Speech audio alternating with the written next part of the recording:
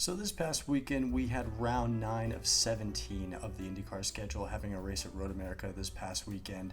A very hot day that we traditionally see there, and that played a factor in this race as it was just brutal in the cars this weekend, brutal for the crews. Strategies were all over the place in terms of things changing just up on the fly. So a lot to talk about from this past weekend. So yeah, also hope everyone's staying safe out there with the heat wave right now in Indiana. It's just absolutely brutal right now with the heat. So stay safe, everyone. Stay hydrated. What we had this weekend with that was just absolutely crazy. 130 degrees in the cockpit. It felt like over 100 degrees on the track. So the crews were struggling. The drivers especially were struggling. It was just a brutal weekend for everyone. So glad to see that next week everyone gets a week off to kind of just rest up a little bit before we get to Mid-Ohio, because it has just been a brutal stretch weather-wise in the Midwest and I believe out east as well. So that played a big factor this weekend. Honestly, if you had to sum up this race in one word, it would pretty much just be unpredictable across the board, which I feel like we saw in qualifying as well, as the rookie Louis Foster gets the pole, his first ever pole in his career in IndyCar. Great to see. Had some unlucky moments the past couple of races. The crash last weekend with Joseph Newgarden, and then the crash at Detroit. So just two brutal wrecks back to back, building that confidence back up for him, which I feel like is pretty good. And honestly, I feel like if you put him in better equipment, he's going to look a lot better in terms of results. But doing pretty well with what he has right now over at Rahal Letterman Lanigan.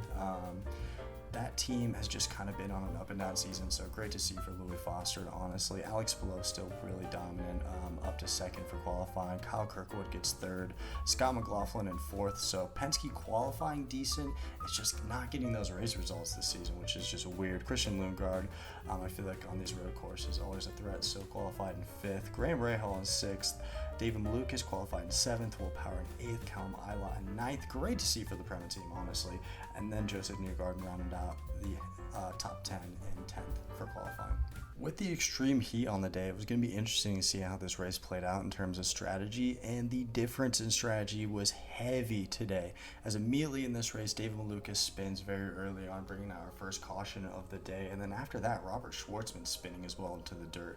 So within the first 10, 11 laps, we had multiple cautions, which is just crazy. A race that is usually pretty green throughout, we had quite a few cautions early in the race, which kind of switched things up a bit, which was kind of the big talking point of the day. It's just the different strategy and what was going to happen towards the end of this race. What I like seeing out of this, which I've seen with the last couple of road courses lately and with the Oval last week, is just guys pushing a little more. It feels like being a bit more aggressive, I feel like, on track, pushing the track to its absolute limits in terms of what they can take without spinning out.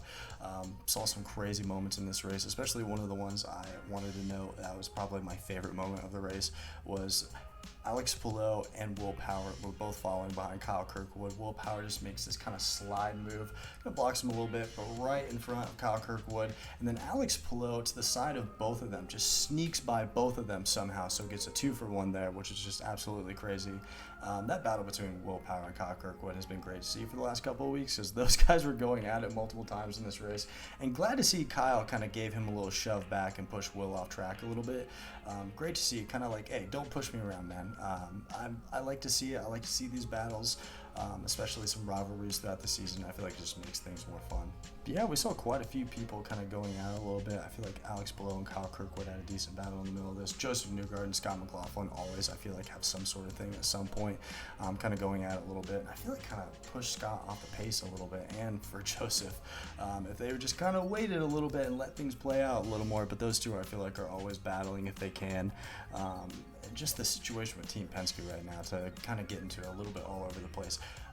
But qualified decently well for this race, and Scott McLaughlin just didn't have the right strategy on the day, so he finished outside of the top 10. Will Power had a spin late in this race that hurt a top 10 finish for him, and then Joseph Newgarden late in this race, just at the very last turn, I don't know if the back end of the car caught the grass a little bit and just spun out. Also, another thing I wanted to note with Joseph, I noticed during the race he was lifting his hand out of his car a little bit. I don't know if there were some possible issues with the heat in that car. Maybe something wasn't working properly to cool him down a bit more, and possibly dealing with heat exhaustion. This is just speculation. I don't know for a fact, but that's just a thought. That is a thing you have to look at when it gets so fucking hot like this, is those things are going to play a factor. So you see some of these weird incidents where it's like, how did that happen? This is really odd. Just an odd day overall, I feel like, especially for Team Penske. It's just the situation this year is like, I don't get it, man. It's just they're not doing well. But as we got closer and closer to the finish of this, it was going to be a big question as Scott Dixon was out front, Alex Palou was out front, and Felix Rosenqvist, making his way through the field the entire day, started out in 12th, was pushing his way to the front of the pack. Same thing with Kyle Kirkwood, trying to chase to that front pack. And it was going to be a big thing of the guys pushing and the guys fuel saving. And Alex Palou and Scott Dixon, if you need two dudes to fuel save, that Chip Ganassi team knows what they're doing in terms of fuel saving over there. Late in the race, Scott unfortunately just wasn't able to keep it, so had to pit just a lap early to kind of do a little splash of fuel there to get to the end. Still got a top 10 finish though, so great to see for Scott Dixon, who started out in the very back of the field. But Alex Palou, it's just a question of how the hell does he kind of perfect these strategies. That team over there is absolutely insane. They do not mess up. They do not make mistakes. Alex Palou does not make mistakes. And they kind of switched things up a bit as they pitted a little early, which from what I've seen, I believe Palou was a little bit upset about, to kind of see if that was going to be able to work, because most of the drivers kind of thought, hey, we have a 14 to 15 lap window with the tires. With the fuel. Pushing it past that would be kind of crazy. I don't know if you really could. And they were asking him to push it to a 16, almost 17 lap limit, which was going to be very difficult to do, especially to maintain pace and not let Felix Rosenqvist catch up to you. But somehow, some way, Alex Palou was able to save enough fuel, able to get to the end of the race. A big thing being he was able to run in the draft of Scott Dixon for a little while, and that does save a little bit more fuel. But still, this is a remarkable feat, honestly. I mean, he's won another race this season. He's been absolutely dominant. They're not slipping up in any sort of way in terms of strategy or anything like that. This team just does not mess up to another level that I feel like I haven't seen before. It's just absolutely crazy. So all the credit to the number 10 team and Alex Palou, just kicking ass this season and just continuing to. And the thing that is kind of a bummer about it is we have a really talented field right now, a very good field. A lot of good stories. I mean, Pato O'Ward's been doing pretty well, just hasn't had a win this season. Kyle Kirkwood has 3 wins on the season, and it's not even a thought of could he possibly contend for a championship after this and then some of the races we have coming up. I'm not sure if he's going to be able to catch back up unless we have something crazy happens. This dominance right now is just crazy, and it just gets crazier and crazier throughout the weeks, because every time I think we're going to see something different, because it felt unpredictable who was going to win this race at the end of the day.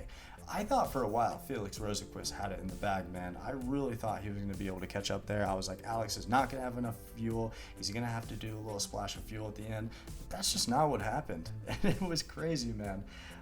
So it just feels very unpredictable on where we're going for the future in terms of where is this dominance going to slip up. Are we going to see new winners this season?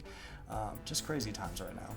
Also, after the race, obviously with a lot of the drivers kind of trying to make it to the finish on the fuel that they have, tons of drivers were just stalled out all over the track. Fans throwing them water, which was cool to see. That kind of just love back and forth between the fans and the drivers. But the best moment, and man, it's hard to dislike this man more and more the further we get into this. Santino Ferrucci being thrown a beer and just pounding it right in front of the fans. Yeah, that's how you create some new fans right there, especially myself. That was really cool, honestly, just a really cool moment. It's getting really hard to dislike Santino Ferrucci for a driver that's made some bad mistakes in his past. Kind of making up for it over the years, I feel like, and just developing this better personality, honestly, and becoming a better driver because of it, I feel like, and creating more fans because of it. Just making himself more likable, honestly. He's been kicking ass this season as well. Another driver that's just been steadily improving. Some driver shout-outs real quick, too, that I kind of looked at. Obviously, Alex Palou kicking ass, insane strategy, gets first, so shout out to him. Felix Rosenqvist as well, had himself a really good race. Good to see him get another podium on the season. Santino Ferrucci in third, another podium. Started out in 18th. This guy is able to just move up, not only on ovals, but I feel like he's getting better on road courses as well, and street courses. So kind of putting together the full package for Santino Ferrucci, who's just been getting better and better this season. Marcus Armstrong, 5th place for him, started out in 15th, another top 10 for him this season, just collecting more and more of those. Nolan Siegel, who struggled a little bit, gets 8th, started out in 13th. So for a driver I've kind of shit on in the past a little bit, good to see for him. Got to give him credit for that. Scott Dixon, who just creates these insane strategies, and I don't know how he does it. Started out in 25th, moved his way all the way up to 9th. Even after having that little splash of fuel at the end and dropping positions, still got a top 10 finish. That's just absolutely crazy. And Rinus VK got himself another top 10 finish. Finished in 10th after starting in 22nd. Another really good day for Rinus as well. I feel like he could possibly be someone that you look at next year for possibly McLaren, possibly Andretti. Big free agent next year. Rinus has been kicking ass all year. Overall, honestly, I thought it was a very good race, especially for what we traditionally get at Road America, where we kind of see these big gaps within the field and don't have a crazy drive to the finish. It was great to see we had a little bit of drama in this, kind of this big anticipation for the finish and kind of an unpredictable factor. I feel like that's the thing that's made these last 3 races so exciting. I feel like is that it's felt more unpredictable than the start of the season felt. Obviously, cautions come into play with that. Obviously, I don't want to see a ton of cautions, but you have to admit that they do make things interesting. So if they do happen, it does change up strategies. I don't want people to crash and things like that, but it does make the race more exciting because it's more unpredictable. We have restarts and things like that. Fuel strategies, tire strategies switch up. There's just a lot of things that change on the fly, I feel like, that make things kind of crazier a little bit. So I feel like Road America for 2025 was a great race. The last 3 races have been really good so far, so we're just getting better and better. We're heading into Mid-Ohio after a week off. That track, for me personally, is one of my least favorites on the schedule. I feel like it's kind of a dull race every year, so I'm really hoping that this race is a lot better than last year's was, obviously last year being the introduction of the hybrid at this track. So hopefully it's a better race than we saw last year. But overall for Road America 2025, really good. I feel like it was a really good event. Even though it was hot as shit, it was great to see a lot of fans out there and a lot of the fan support as well. That's what I love about IndyCar. It just has such a dedicated fan base, man. I love it. But yeah, just a great weekend overall, and I feel like it's getting better and better as we're heading into the later part of the season. Let me know any thoughts you guys have down below just about the race weekend, about the race Road America, or just anything in general. It's been about 1 year now of making these IndyCar videos, and honestly, I feel like it's just been more and more fun the more we've gone through this, and it's just been fun to learn about the sport more and more, and just kind of build on this passion that I've already deeply loved for so long, and kind of being able to show that in these videos a little bit. So I very much thank anyone that takes the time to watch these and takes the time to support. It really means a lot to me, honestly, and just the IndyCar community in general. It's been a fun community to kind of be a part of a little more in terms of social media, things like that, going to the events. So yeah, for myself, honestly, things have been feeling good, and I'm feeling really good about the rest of the season so far. So yeah, let me know any thoughts down below, and take care and take it easy, everyone.